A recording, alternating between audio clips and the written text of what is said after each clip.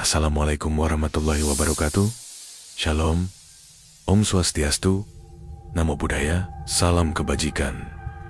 Di balik megahnya Gunung Merapi, ada cerita yang tak pernah tercatat di buku sejarah. Malam-malamnya sering dihiasi kabut tebal, suara-suara aneh, dan jeritan yang membuat bulu kuduk berdiri. Penduduk desa di lerengnya hidup dengan bayangan ketakutan, seolah ada sesuatu yang mengintai dari kegelapan.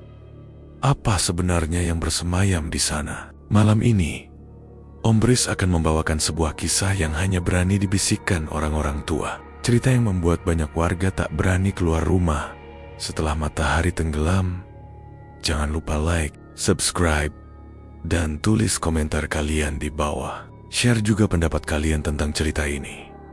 Dan sebutkan dari kota mana aja kalian menonton. Tetap dukung terus channel Om Bris Jeritan Malam agar kisah-kisah horor legendaris ini bisa terus hadir menemani malam kalian. Malam di lereng Gunung Merapi selalu dingin, tetapi beberapa bulan terakhir hawa itu terasa berbeda. Bukan sekadar dingin, melainkan menakutkan. Penduduk desa hidup dalam kecemasan. Mereka tidak lagi berani keluar rumah selepas maghrib. Jalan setapak yang biasanya dipenuhi suara obrolan berubah senyap. Hanya suara jangkrik dan embusan angin yang terdengar. Kadang diselingi pekikan burung hantu. Teror itu bermula ketika seekor sapi milik Pak Darmo hilang begitu saja. Keesokan harinya, ditemukan hanya bekas darah di tanah. Tidak ada jejak kaki pencuri. Tidak ada tanda serangan hewan buas. Beberapa hari kemudian, seorang pemuda tiba-tiba jatuh sakit. Tubuhnya panas tinggi, matanya kosong, dan setiap kali azan berkumandang, ia berteriak kesakitan. Orang-orang yakin ia kerasukan. Tidak berhenti di situ, seorang nenek ditemukan meninggal secara misterius di sawah. Wajahnya membiru, seperti dicekik. Padahal, tidak ada seorang pun yang melihat siapa pelakunya. Sejak saat itu, cerita tentang mak lampir kembali menjadi buah bibir. Nama itu sudah lama dikenal sebagai sosok gaib perempuan tua berilmu hitam yang mendiami kawasan Merapi. Konon, tawanya yang melengking bisa membuat orang kehilangan akal. Beberapa orang mengaku mendengar suara tawa itu di malam hari. Tawa panjang, nyaring, terdengar dari balik kabut. Anak-anak menutup telinga, orang dewasa semakin takut keluar rumah. Malam terasa panjang. Setiap detik dipenuhi kegelisahan. Di tengah suasana mencekam itu, Ki Wasesa, seorang kiai yang dituakan di desa, berusaha menenangkan hati masyarakat. Setelah salat Isya, ia mengumpulkan warga di masjid kecil yang berdiri di tepi sawah. Wajah mereka pucat, mata penuh kekhawatiran. "Saudaraku," ujar Ki Wasesa dengan suara tegas namun lembut, "ingatlah, semua makhluk di bumi ini ciptaan Allah. Jin, setan, atau apapun namanya, tidak akan mampu menyentuh kita bila kita berpegang teguh pada iman. Jangan sekali-kali mencari perlindungan dari selain Allah." Beberapa orang mengangguk, tetapi tidak semuanya merasa tenang. Ketakutan membuat sebagian warga tergoda mencari jalan pintas. Diam-diam, ada yang menaruh sesajen di bawah pohon besar, berharap mak lampir tidak mengganggu mereka. Ada pula yang pergi ke dukun, meminta jimat pelindung. Padahal, Ki Wasesa sudah berkali-kali mengingatkan bahwa cara itu hanya akan memperlemah iman. Malam itu, kabut lebih tebal dari biasanya. Angin bertiup kencang, membawa aroma belerang dari puncak gunung. Lampu-lampu minyak di rumah warga bergoyang tertiup angin, menambah kesan menyeramkan. Di tengah sunyi, suara tawa melengking terdengar jelas. Semua orang di dalam rumah tersentak. Anak-anak menangis. Orang tua beristighfar berulang kali. "Hihihihi, kalian tidak bisa lari dari aku." Suara itu menggema, seperti datang dari segala arah. Beberapa ayam berkokok keras. Anjing desa menggonggong tanpa henti.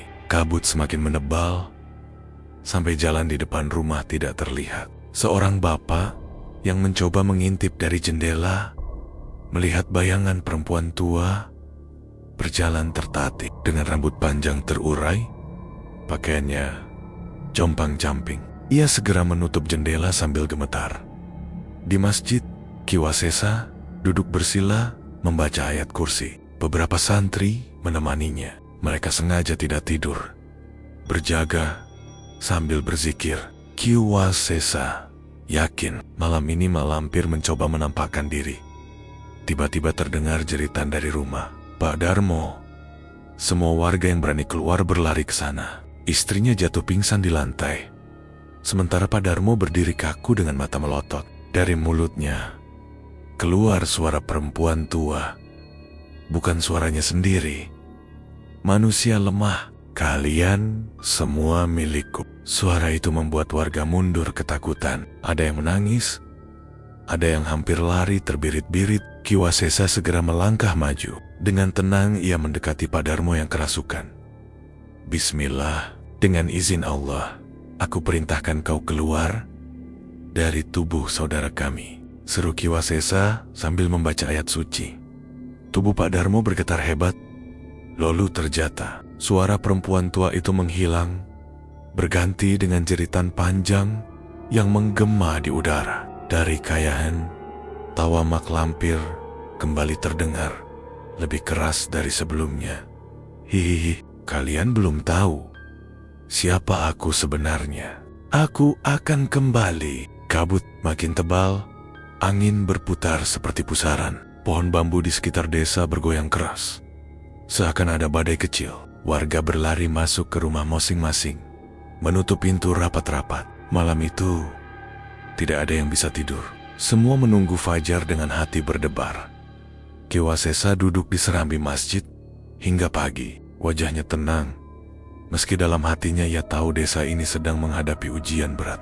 Teror mak lampir bukan sekadar gangguan biasa. Ada sesuatu yang lebih besar yang akan datang. Dan ia yakin, hanya dengan iman yang kuat mereka bisa bertahan. Malam setelah teror kabut, penduduk desa berkumpul di masjid. Wajah mereka lelah, mata sembab karena tidak tidur. Anak-anak masih ketakutan. Bahkan, ada yang terus menangis. Ki Wasesa berdiri di depan jamaah dengan suara yang mantap. Ia meminta semua orang memperbanyak doa dan memperkuat iman. Jangan takut pada makhluk, takutlah hanya kepada Allah. Teror ini hanya bisa dilawan dengan doa dan keyakinan, katanya.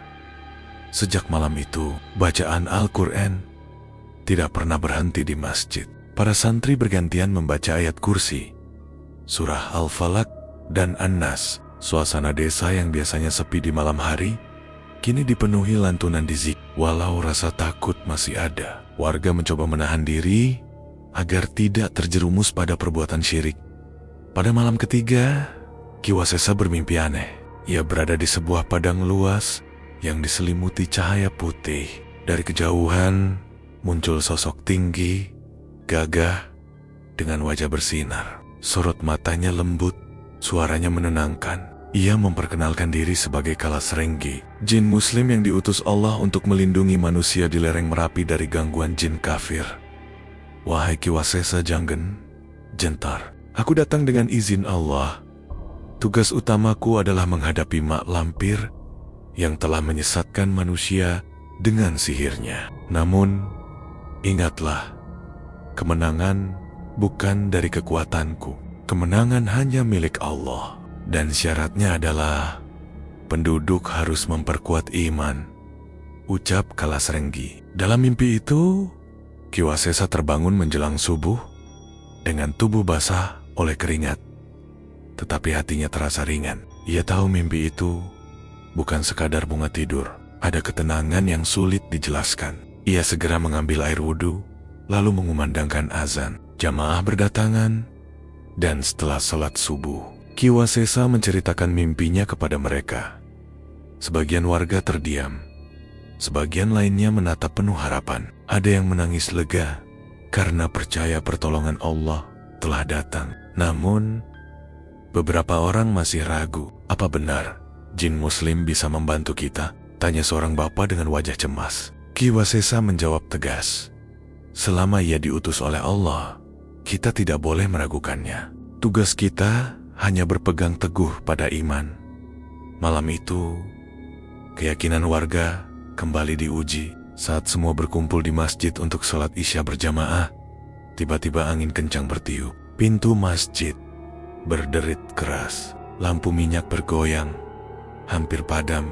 Dari arah kiblat, cahaya putih perlahan muncul. Warga terkejut, sebagian menutup mata karena silau.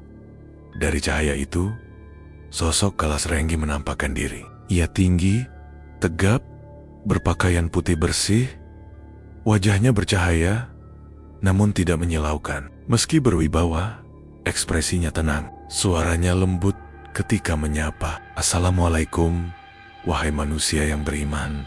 Jangan, aku datang bukan untuk menakuti, melainkan untuk menolong dengan izin Allah. Suasana masjid hening, hanya terdengar isak tangis beberapa warga yang terharu. Ki Wasesa berdiri, mendekat. Waalaikumsalam. Jika engkau benar Kalas Renggi, maka ketahuilah, desa ini sudah lama menderita oleh teror mak lampir. Kami hanya bisa berlindung pada Allah.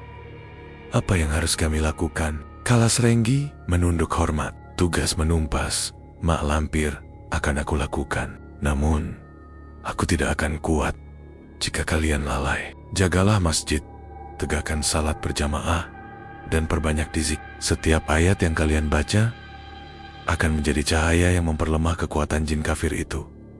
Seorang pemuda memberanikan diri bertanya, apakah mak lampir bisa dikalahkan? Dia sudah terlalu lama menakut-nakuti kami. Tidak ada kekuatan yang abadi selain kekuatan Allah, jawab Kalas Renggi tegas. Sihirnya hanya bisa bertahan karena ada manusia yang masih memberi jalan dengan perbuatan syirik. Jika kalian meninggalkan semua itu, dia akan melemah. Warga saling pandang. Ada rasa lega sekaligus malu. Mereka teringat pada sesajen yang masih diletakkan di beberapa tempat. Malam itu juga, para pemuda dengan bimbingan Ki Wasesa mengumpulkan sesajen itu dan membakarnya. Mereka berjanji tidak lagi mengulanginya. Kalas Renggi tersenyum. Inilah langkah awal. Dengan iman yang bersih, kita bisa menghadapi kegelapan. Jangan pernah takut, karena setan hanya menang pada hati yang lemah.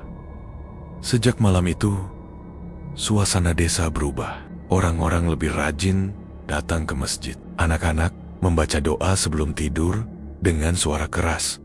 Dan lantunan ayat suci terdengar hampir sepanjang malam. Meski suara tawa mak lampir kadang masih terdengar dari kejauhan, warga sudah tidak panik seperti sebelumnya. Mereka percaya kini mereka tidak sendirian. Kalas Renggi tidak selalu menampakkan diri. Ia hanya muncul sesekali di masjid untuk memberi nasihat. Namun, kehadirannya sudah cukup membuat penduduk memiliki keberanian baru. Harapan tumbuh di hati mereka, keyakinan bahwa hari-hari kelam itu akan segera berakhir. Kabar munculnya Kalas Renggi membuat hati warga desa mulai tenang. Namun, ketenangan itu tidak berlangsung lama. Dari puncak Merapi, mak lampir menjerit marah. Ia tahu kekuasaannya mulai terganggu. Selama bertahan-tahan, ia merasa tak tersentuh. Tiba-tiba datang jin muslim yang menentangnya. Rasa benci membakar dirinya. Berani sekali kau, Kalas Renggi, teriak mak lampir. Suaranya bergema di antara kabut. Kau akan menyesal menantangku. Aku akan kirim pasukanku agar manusia-manusia itu tahu siapa penguasa di sini. Malam berikutnya, desa dilanda keganjilan. Angin bertiup kencang, meski tidak ada tanda badai. Suara bambu berderak keras, seolah ada yang menghantamnya. Di dapur rumah Pak Tarmo, api tiba-tiba menyala tanpa sebab. Warga berlarian membawa air, tapi api itu tidak bisa dipadamkan dengan cara biasa. Aneh, api itu seperti menari. Tidak membakar kayu, tapi membuat ruangan penuh asap hitam. Di sisi lain desa, seorang pemuda bernama Suro menjerit histeris. Tubuhnya bergetar, matanya melotot, suaranya berubah-ubah, kadang seperti lelaki tua, kadang seperti suara perempuan parau. Warga berusaha menahannya, namun kekuatannya luar biasa. Kami pasukan Mak Lampir, teriaknya dengan suara seram. Desa ini milik kami. Kegaduhan membuat warga panik. Anak-anak menangis. Para perempuan menutup pintu rumah. Sementara para lelaki berusaha berkumpul di masjid. Ki Wasesa segera mengumandangkan azan keras-keras. Suara azan itu menggema, membuat suasana sedikit mereda. Di tengah kekacauan, cahaya putih muncul di halaman masjid. Kalas Renggi berdiri tegak, wajahnya serius. "Jangan takut," katanya lantang. "Ini hanya pasukan jin kafir. Mereka tidak akan menang melawan cahaya Allah." Tiba-tiba, dari arah hutan bambu bayangan-bayangan hitam bermunculan. Jumlahnya puluhan. Mereka bergerak cepat, melayang di udara. Wujudnya samar, kadang menyerupai binatang, kadang menyerupai manusia dengan wajah buruk rupa. Suara desisan dan tawa menyeramkan terdengar bersahutan. Kalas Renggi melangkah maju. Dengan tenang, ia mengangkat tangan, lalu membaca ayat kursi dengan suara lantang. Setiap kalimat yang ia ucapkan membuat bayangan hitam itu mundur. Namun mereka tidak menyerah, melainkan semakin banyak berdatangan. "Al-Falaq," seru Kalas Renggi, lalu melanjutkan dengan ayat demi ayat. Dari mulutnya keluar cahaya yang memancar, menghantam pasukan jin kafir. Beberapa dari mereka berteriak kesakitan. Tubuh mereka terbakar seperti arang. Warga yang melihat kejadian itu bergetar, namun juga takjub. Mereka ikut membaca surah An-Nas dengan suara keras, mengikuti bimbingan Ki Wasesa. Semakin banyak suara manusia menyebut nama Allah, semakin lemah pasukan Mak Lampir. Salah satu jin kafir menyerang Kalas Renggi dengan wujud menyeramkan. Lidah panjang melilit seperti ular. Namun begitu Kalas Renggi menyebut nama Allah, makhluk itu terlempar jauh, terbakar cahaya. Yang lain mencoba menebar angin puting beliung kecil, membuat genteng rumah beterbangan. Tetapi Kalas Renggi menangkisnya dengan membaca bismillah, lalu angin itu sirna begitu saja. Pertarungan berlangsung lama, asap hitam mengepul, teriakan jin kafir terdengar memilukan. Satu persatu mereka jatuh, hancur, terbakar cahaya ayat suci. Hingga akhirnya hanya tersisa kabut pekat yang perlahan hilang ditiup angin. Warga terdiam, sebagian masih menutup telinga, sebagian menitikan air mata lega. Suro yang tadi kerasukan terjatuh pingsan, lalu sadar dengan wajah kebingungan. Ia tidak ingat apa yang baru saja terjadi. Kalas Renggi menatap warga dengan penuh kewibawaan. "Inilah bukti tidak ada yang mampu melawan firman Allah. Kalian jangan pernah berhenti berzikir. Jangan beri kesempatan bagi mereka untuk kembali."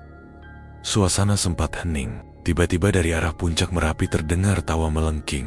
Tawa itu panjang, lebih keras daripada sebelumnya. Udara bergetar, membuat bulu kuduk semua orang berdiri. "Hahaha, hebat juga kau, Kalas Renggi," suara Mak Lampir menggema, seakan turun dari langit. "Kau mungkin bisa mengalahkan pasukanku, tapi beraninya kau melawanku sendiri? Naiklah ke puncak Merapi. Di sana akan kutunjukkan siapa penguasa sebenarnya." Warga gemetar mendengar tantangan itu. Mereka saling berpandangan. Tidak percaya, Mak Lampir berani menantang terang-terangan. Ki Wasesa menunduk, lalu berkata pelan, "Pertarungan besar itu akan segera datang." Kalas Renggi menatap ke arah gunung dengan mata tajam. Wajahnya tenang, meski jelas ia menyadari Mak Lampir bukan musuh biasa. "Baiklah," ucapnya mantap. "Jika itu kehendak Allah, aku akan hadapi dia di puncak Merapi."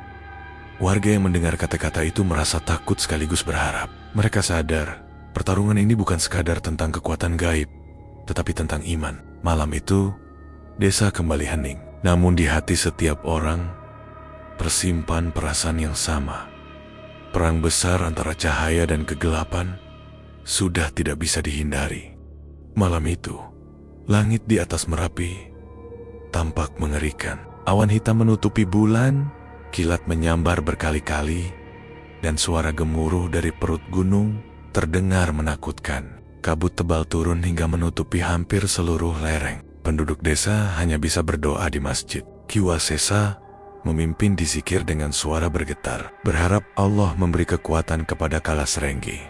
Sementara itu, sosok jin muslim itu melangkah mantap menuju puncak. Setiap langkahnya diiringi doa yang keluar dari mulut penduduk di bawah. Semakin tinggi ia naik, semakin pekat kabut yang menghalangi jalan. Bau belerang menusuk hidung, angin panas berhembus membawa suara-suara aneh. Namun Kalasrenggi tetap melangkah tanpa ragu. Di dekat kawah, suasana semakin mencekam. Petir menyambar, membuat batu-batu besar bergetar. Dari tengah asap, terdengar suara tawa panjang, melengking dan memekakkan telinga. Mak Lampir akhirnya menampakkan diri. Ia muncul perlahan dari balik kabut. Tubuhnya bongkok, rambut putih panjang terurai berantakan, wajahnya keriput, kulitnya legam, matanya merah menyala seperti bara api. Pakaian kamping-kampingnya berkibar ditiup angin panas. Kau benar-benar berani datang ke sarangku, Kalasrenggi, kata Mak Lampir dengan suara serak. Aku akan hancurkan kau dan semua manusia yang kau lindungi.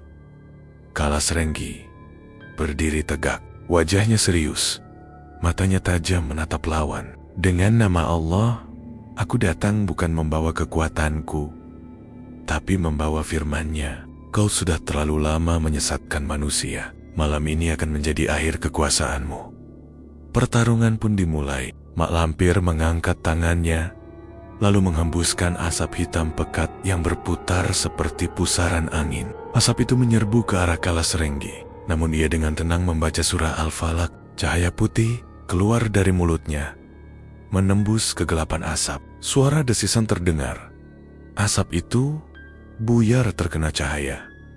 Mak Lampir tidak tinggal diam. Ia menggerakkan tangannya, lalu tanah di sekitar Kalasrenggi retak. Batu-batu melayang, menghantam tubuhnya. Tetapi Kalasrenggi menunduk, membaca ayat kursi dengan lantang. Batu-batu itu terhenti di udara, lalu jatuh, hancur. Amarah Mak Lampir semakin menjadi. Ia melompat mendekat, lalu meniupkan mantra ke arah Kalasrenggi. Seketika tubuh jin muslim itu terikat oleh tali gaib yang tampak seperti rantai hitam. Rantai itu membelit erat, membuat tubuhnya tidak bisa bergerak. Mak Lampir tertawa puas. Lihatlah, bahkan jin muslim yang sombong sepertimu tidak bisa melawanku. Namun, Kalasrenggi tidak panik. Dengan suara mantap, ia menyebut Asmaul Husna satu persatu. Ya Allah, Ya Rahman, Ya Rahim. Suara itu menggetarkan udara. Rantai hitam mulai bergetar, kemudian pecah berkeping-keping, lenyap ditelan cahaya. Mak Lampir terkejut, matanya melebar penuh amarah. Tidak mungkin, tidak ada yang bisa lolos dari ikatanku. Kalasrenggi mengangkat tangannya, lalu membaca ayat demi ayat dari surah Yasin. Setiap ayat yang keluar dari mulutnya menjadi cahaya yang semakin besar. Petir menyambar, namun cahaya itu lebih terang dari kilat. Mak Lampir berusaha menahan dengan mantra hitam, namun kekuatannya melemah. Tubuh renta itu bergetar hebat. Dari mulutnya keluar jeritan panjang. Tidak, aku penguasa Merapi. Aku Abadi. Cahaya dari ayat suci semakin kuat, menembus tubuh Mak Lampir. Kulitnya melepuh, matanya yang merah menyala redup, lalu padam. Tubuhnya terbelah menjadi asap hitam yang berputar-putar sebelum akhirnya terbakar oleh cahaya. Jeritan terakhirnya menggema di seluruh gunung. Setelah itu, hanya tersisa kesunyian. Kabut perlahan menghilang. Bau belerang yang menyengat tadi berganti dengan hembusan angin sejuk. Langit kembali cerah. Bulan tampak penuh bercahaya. Merapi seolah tenang setelah sekian lama bergolak. Kalasrenggi berdiri di puncak dengan tubuh tegak. Ia menghela napas panjang lalu menandok, mengucapkan syukur. Segala puji hanya bagimu, ya Allah. Engkaulah yang memberi kemenangan. Di bawah gunung, penduduk desa merasakan perubahan. Mereka yang sedang berzikir tiba-tiba merasakan hawa sejuk masuk ke dalam masjid. Ki Wasesa tersenyum lega. Alhamdulillah, doa kita sampai ke langit. Allah menolong kita melalui Kalas Renggi. Malam itu, desa tidur lebih tenang. Tidak ada lagi suara tawa melengking. Tidak ada kabut pekat yang menakutkan. Semua orang tahu, pertarungan besar baru saja berakhir di puncak Merapi, dan cahaya iman telah mengalahkan kegelapan. Fajar menyingsing di lereng Merapi dengan suasana berbeda. Udara terasa lebih segar, langit bersih tanpa kabut tebal, dan kicau burung terdengar jelas. Setelah sekian lama hilang, penduduk yang semalaman berjaga di masjid keluar dengan wajah lega. Tidak ada lagi suara tawa melengking. Tidak ada lagi hawa panas menekan dada. Semua orang tahu, Mak Lampir sudah musnah. Di puncak gunung, Kalas Renggi menundukkan kepala. Berterima kasih kepada Allah atas kemenangan itu. Ia berjalan menuruni lereng dengan langkah tenang. Saat tiba di desa, penduduk langsung menyambutnya dengan penuh syukur. Mereka berkumpul di halaman masjid. Wajah mereka bersinar bahagia. Ki Wasesa menatapnya dengan mata berkaca-kaca. Alhamdulillah, Allah telah menolong kita melalui dirimu, Kalas Renggi, ucap Ki Wasesa. Engkau menjadi saksi bahwa doa dan iman tidak pernah sia-sia. Kalas Renggi tersenyum. Wajahnya tetap berwibawa, namun rendah hati. Ingatlah, kemenangan ini bukan karena aku. Semua karena pertolongan Allah.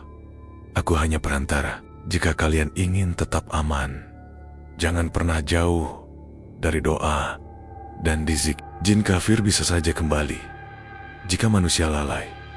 Seorang pemuda memberanikan diri bertanya, apakah Mak Lampir bisa bangkit lagi? Tidak, jawab Kalas Renggi mantap. Ia sudah musnah, tetapi masih banyak jin kafir lain di luar sana. Mereka mencari celah dari manusia yang lemah imannya. Jika kalian kembali pada syirik, jika kalian lupa kepada Allah, maka mereka akan datang lagi. Karena itu, jagalah hati. Jangan mudah terpengaruh oleh rasa takut. Ucapan itu membuat warga terdiam. Mereka sadar bahwa selama ini ketakutanlah yang membuat mereka tergoda mencari perlindungan dengan cara yang salah. Malam-malam penuh sesajen dan jimat hanya memperkuat Mak Lampir, bukan melemahkannya. Kini mereka mengerti, hanya iman yang bisa menjaga mereka. Ki Wasesa berdiri di hadapan warga. Saudaraku, mari kita jadikan peristiwa ini pelajaran besar. Jangan ulangi kesalahan. Selama kita bersatu dalam iman, tidak ada kekuatan yang bisa menguasai kita. Penduduk serentak mengangguk. Suasana penuh haru. Anak-anak yang dulu menangis ketakutan, kini berlari-lari kecil di halaman. Para ibu tersenyum lega. Para lelaki menatap langit dengan wajah penuh syukur.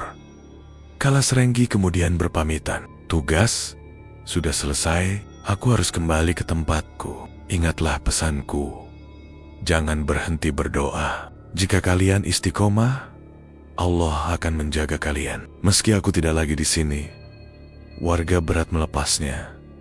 Tetapi mereka mengerti. Kalas Renggi perlahan menghilang dalam cahaya putih, meninggalkan rasa damai yang sulit dilukiskan. Ki Wasesa menunduk, lalu memimpin doa bersama sebagai tanda syukur.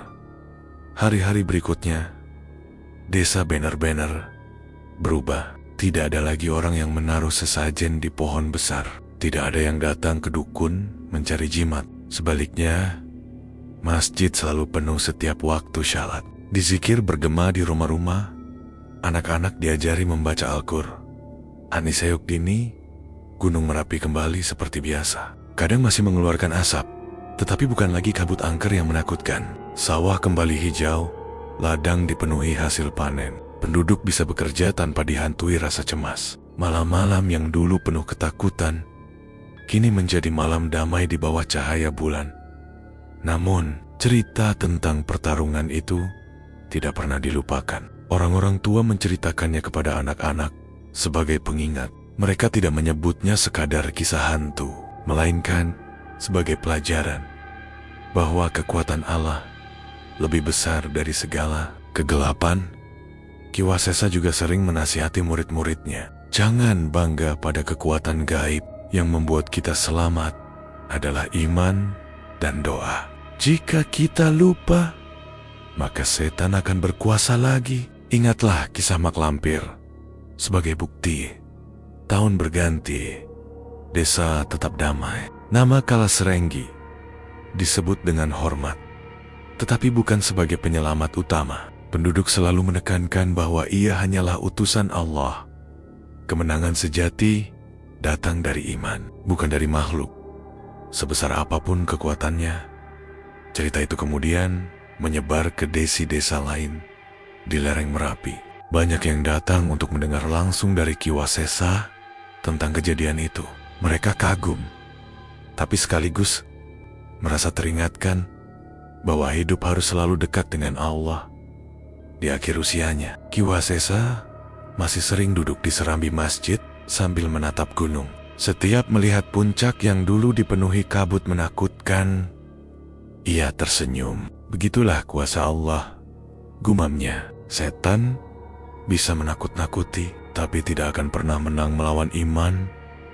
Kisah tentang mak lampir akhirnya menjadi bagian dari sejarah desa, bukan sekadar legenda, melainkan bukti nyata bahwa cahaya Allah selalu mengalahkan kegelapan. Penduduk hidup damai, bekerja di sawah, beribadah dengan tenang, dan setiap kali kabut tipis turun dari Merapi, mereka tidak lagi takut. Mereka hanya mengingat hari di mana Kalasrenggi, jin muslim yang taat, memusnahkan mak lampir dengan izin Allah.